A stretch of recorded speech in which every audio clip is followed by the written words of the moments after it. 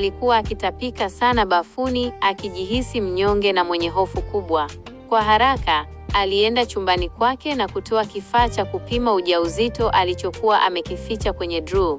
Alipokisoma, matokeo yalikuwa chanya, alikuwa na ujauzito. Mama yake aligonga mlango akimuuliza kama yuko salama. Kwa hofu, Amarachi alificha kile kifaa nyuma yake na kudai kuwa yuko sawa, huku machozi yakimlenga.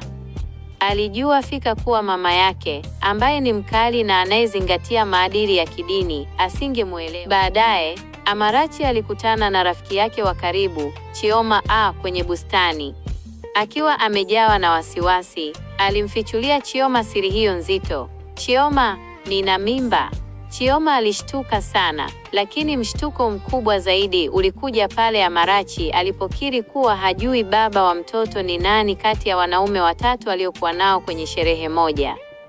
Licha ya Chioma kumkemea kwa tabia yake, Amarachi alimsihi amsaidie kwenda kliniki kwa ajili ya kutoa mimba hiyo ili kuficha aibu. Siku iliyofuata, Chioma alifika nyumbani kwa Amarachi asubuhi na mapema. Mama yake Amarachi, ambaye hamwamini Chioma kutokana na jinsi anavyovaa, alianza kumtolea maneno ya kashfa akidai kuwa anamharibu binti yake mwenye maadili. Wasichana hao walifanikiwa kuondoka na kuelekea kliniki ya siri. Huko, Amarachi alikuwa na hofu kubwa ya kufa au mama yake kugundua. Daktari alimtuliza na kuanza mchakato wa upasuaji. Wakati huo huo sokoni, mama yake Amarachi alikutana na mama yake Chioma na kuanza kumsuta kuhusu malezi ya binti yake, akidai kuwa Amarachi ni binti wa mfano asiye na madoa. Lakini ghafla, alimuona binti mwingine sokoni akiwa amevaa nguo fupi na kuanza kumfokea, akimwambia, "Wanaume wa kweli hutafuta chakula kilichofunikwa, si kilicho wazi." Baada ya upasuaji kukamilika, Amarachi alitoka kliniki akiwa mnyonge na mwenye maumivu.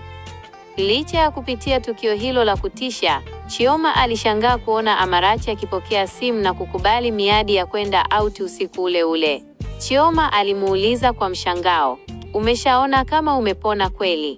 Onyesha Amarachi, binti ambaye machoni pa watu ni mfano wa kuigwa. Katika kanisa la baba yake, yeye ndiye kiongozi wa sifa mwenye sauti ya kimalaika, anayevutia hisia za waumini wote kwa ucha Mungu wake. Hata pale muumini mmoja anapotoa unabii kuhusu binti mwingine wa kanisa anayeishi maisha ya anasa mitaani, Amarachi anajifanya kusikitika sana, akionyesha uso wa huzuni kana kwamba anajali sana maadili ya Kikristo. Baadaye nyumbani, wakati wa chakula cha jioni, Amarachi anaendelea kucheza mchezo wake wa uaminifu. Kwa upole kabisa, anamuomba baba yake ruhusa ya kwenda kwenye mkesha wa maombi ya vijana usiku huo. Mama yake, akijivunia sana malezi yake, anamuhimiza aende na hata anamshauri amchukue rafiki yake, Chioma, ili amvute karibu na Mungu. Wazazi wake hawakuwa na shaka hata kidogo. Waliamini binti yao anaenda kukesha akiliomba jina la Bwana. Hata hivyo, mambo yanabadilika punde tu Amarachi anapotoka nje ya macho ya wazazi wake. Akiwa njiani, anavua vazi lake refu la heshima na kubaki na nguo fupi ya klabu aliyokuwa ameificha ndani. Anamfichulia Chioma kuwa hakuna mkesha wowote wa maombi bali ni usiku wa kujirusha. Amarachi anageuka kuwa mtu mwingine kabisa, mwenye maneno ya dharau kwa mambo ya kanisani na mwenye njaa ya anasa. Kwenye klabu ya usiku, Amarachi anajipoteza katika mziki na vinywaji akiwa na mpenzi wake, akidanganya kuhusu sababu za kutokuonekana kwake siku za nyuma.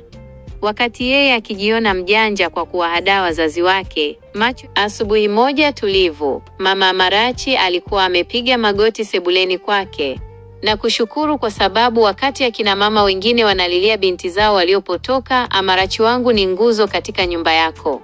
Alimwomba Mungu awaokoe watoto wa mtaa ule, kina Anita na Chioma, kutokana na roho za siku za mwisho. Ghafla, mlango ulifunguka na Amarachi akaingia ndani. Mama yake alifurahi sana kumuona akirudi kutoka kwenye kesha la maombi.